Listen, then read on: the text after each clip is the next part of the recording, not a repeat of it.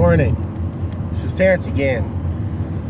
Today I want to reach out to anybody that wants to be rich, because for those that like to read, if you study the book called The Science of Getting Rich by Wattles, you'll come to understand that all the successes that you had up until now are the same tools that you can use to become rich. The problem is you just don't hold yourself to the course of being rich with those tools. You hold yourself to the course of where you are, whether it's keeping your job or keeping a relationship or getting a job or keeping the job.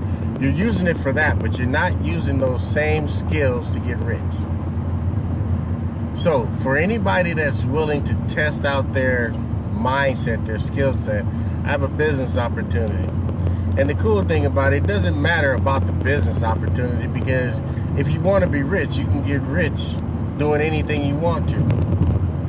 But if you want to learn how to get yourself to that place, then yeah, I'd hook up with me, because you have to learn, just like I do, just like anybody else that is wealthy has to learn how to get to that place. You learn how to get to where you are now, so if you're willing to learn how to get to a rich place, then yeah, we could definitely have a lot to talk about. So anyway, if this is you,